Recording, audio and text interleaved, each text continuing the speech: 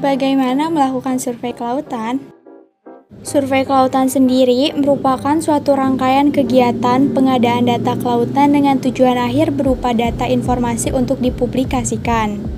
Jenis-jenis survei yang pertama ada survei sekali waktu, di mana data yang dikumpulkan untuk waktu tertentu saja dengan tujuan menggambarkan suatu kondisi populasi. Lalu ada survei rentan waktu, di mana survei ini dilakukan secara berulang, tujuannya untuk mengetahui kecenderungan suatu fenomena dari waktu ke waktu. Lalu ada tracking atau trend, survei dilakukan pada objek yang sama tetapi sampelnya ini berbeda. Tujuannya untuk mengetahui kecenderungan suatu fenomena. Lalu yang terakhir ada survei kohort, di mana dilakukan pada sekelompok populasi yang spesifik untuk mengetahui perkembangan. Lalu ada tahapan-tahapan survei. Yang pertama ada prasurvei, terdiri dari tahap persiapan dan perencanaan. Di tahap persiapan, kita mempersiapkan administrasi, personil dan peralatan, dan rencana operasi. Di tahap perencanaan, kita membuat rencana garis besar, melakukan survei pendahuluan, mencari data sekunder, dan melakukan studi pustaka. Di tahapan survei, kita melakukan pemberangkatan tim aju, melaksanakan survei, dan melakukan pengendalian. Jenis-jenis survei di kelautan ada beberapa. Yang pertama ada survei oseanografi, ada survei geografi maritim, ada survei hidrografi, dan terakhir ada survei meteorologi maritim.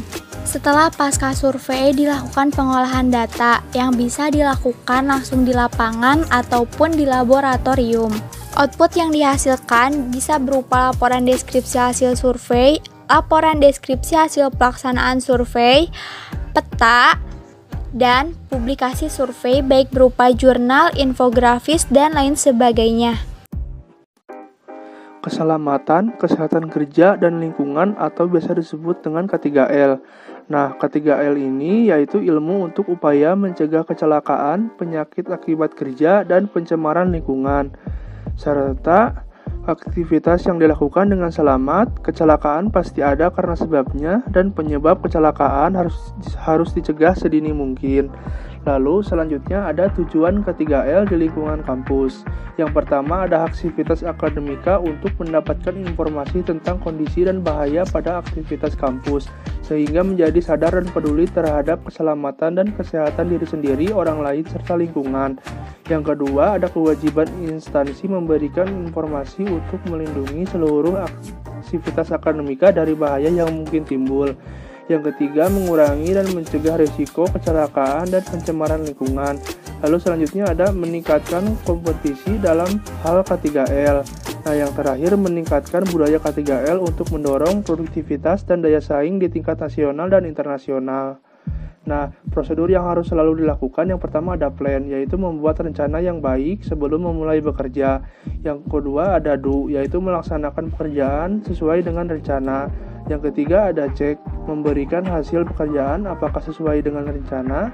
Dan yang terakhir ada action, yaitu mengambil perbaikan jika tidak sesuai dengan rencana dan membuat rencana baru. Nah, selanjutnya ada tahapan minimalisir bahaya survei. Yang pertama ada eliminasi, yaitu menghilangkan sumber bahaya. Yang kedua ada substitusi, yaitu menggantikan material atau alat yang berpotensi yang dapat membahayakan. Yang ketiga ada engineering, rekayasa teknik untuk mengisolasi pekerja dari bahaya. Dan yang terakhir ada alat pelindung diri, yaitu melindungi dari kontak langsung dengan bahaya.